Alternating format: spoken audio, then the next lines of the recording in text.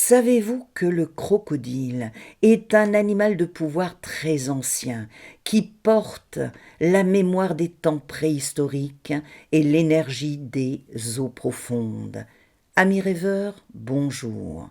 Alors oui, le crocodile est un reptile primitif, redouté et vénéré à travers le monde, mais il est aussi un gardien du seuil, une force de transformation et une présence ancestrale et chtonienne, car le crocodile est un archétype puissant, marqué par l'ancienneté et la mémoire. C'est une créature quasi immuable depuis des millions d'années. Par la puissance, il incarne l'instinct, la survie et l'énergie brute de la terre. Par la force des eaux, qu'elles soient celles des marais, des fleuves ou des océans. Par l'ambivalence, il symbolise autant la vie et la naissance que la mort et la destruction.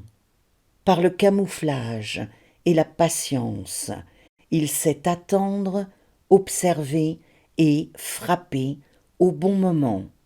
Et par la maîtrise du seuil et des passages, car il vit entre l'eau et la terre, entre le visible et l'invisible. C'est un archétype chamanique des profondeurs, lié à la transformation, à la mort symbolique et à la force instinctive. En Égypte ancienne, le crocodile était l'un des animaux sacrés les plus importants. Il était associé à Sobek, dieu des eaux, de la fertilité, de la créativité sexuelle et de la force militaire. Cette divinité qui protégeait les rois représentait la puissance brute, la vigueur et l'autorité naturelle et était connectée au Nil et aux renaissances cycliques. Sa symbolique y était la protection, la fertilité, la puissance vitale et le renouveau. Pour les aborigènes d'Australie, le crocodile est un ancêtre du temps du rêve. Il est représenté dans les masques et les costumes qui incarnent l'esprit masculin créateur. Cet animal crée et protège les berges, les rivières et les territoires et enseigne la patience, la connaissance du milieu et le respect des lois naturelles.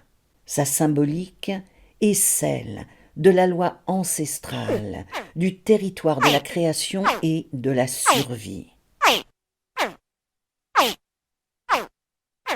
En Mélanésie et en Papouasie-Nouvelle-Guinée, le crocodile est un initiateur. Il marque le passage de l'adolescence à l'âge adulte pour les hommes. Chez certains peuples, notamment chez les Sépiques, les jeunes hommes subissent un rituel d'incision qui imite la peau du crocodile. Dans ces régions, le crocodile est un ancêtre et un maître de la transformation qui dévore symboliquement l'initié pour le faire renaître. Il représente l'initiation, la mort et la résurrection ainsi que l'appartenance. Dans diverses tribus d'Afrique de l'Ouest et d'Afrique centrale, le crocodile est un animal totémique protecteur. Il est parfois perçu comme l'esprit d'un ancêtre qui habite les eaux. Il représente l'esprit protecteur, le lien aux ancêtres et le pouvoir chtonien. En Inde, le crocodile Makara est la monture de la déesse Ganga, la personnification du Gange et du dieu de la mer Varuna. Makara est un type de divinité que l'on retrouve dans d'autres pays. C'est un être hybride, souvent mêlé à d'autres animaux aquatiques, qui symbolise les eaux sacrées, l'initiation par l'eau et le passage.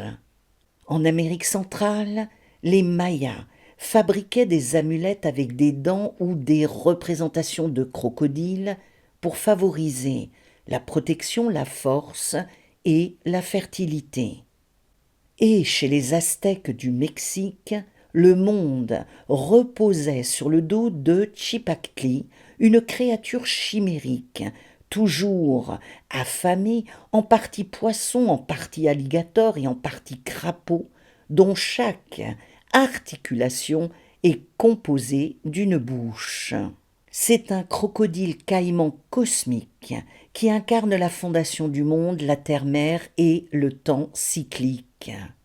Et chez les toucanos d'Amazonie, en Colombie et au Brésil, le caïman est un créateur de monde dont le corps est devenu la terre, les rivières et les forêts. Le crocodile est un des animaux de pouvoir les plus anciens et les plus puissants des traditions chamaniques. Dans certaines cultures, il est même un animal psychopompe, c'est-à-dire qu'il transporte l'âme des défunts dans le monde d'en bas. Gardien de l'ombre, maître des eaux stagnantes, initiateur du passage et protecteur du seuil, il est connecté à l'eau, aux purifications, aux traversées symboliques et aux voyages chamaniques. Brutal et sacré à la fois, protecteur et dangereux, il est lié à l'énergie profonde de la transformation. En tant qu'animal de pouvoir, il enseigne la puissance instinctive maîtrisée car il nous apprend à faire confiance à notre instinct profond, celui qui ne ment jamais, la patience stratégique car il attend le bon moment et sa force n'est jamais impulsive, la maîtrise des seuils, comme il vit entre les eaux et la terre, il nous aide à naviguer entre le monde visible et les mondes invisibles, entre le domaine de la conscience et celui de l'inconscient. Et la descente dans les profondeurs, car il nous guide dans les zones émotionnelles stagnantes, lourdes et oubliées, pour les transformer. Il est le dévoreur qui fait renaître, et la panique qu'il suscite est l'une des portes initiatiques les plus impressionnantes.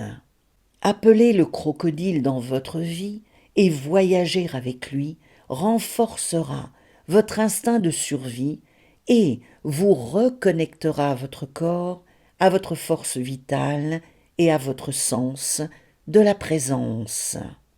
Si vous souhaitez travailler sur un traumatisme ancien et si un cycle dans votre vie doit être fermé pour qu'une renaissance prochaine puisse avoir lieu, le crocodile est l'animal qu'il vous faut et que vous pouvez solliciter, car il vous aide à apprivoiser vos instincts refoulés et vos peurs profondes et à acquérir la force, la discipline et le courage brut dont vous avez besoin.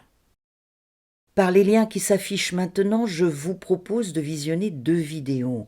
L'une sur le requin, un prédateur des eaux, très ancien et sacré pour de nombreuses populations, et l'autre sur le cheval, l'animal psychopompe par excellence des chamans. Rêvons et voyageons ensemble.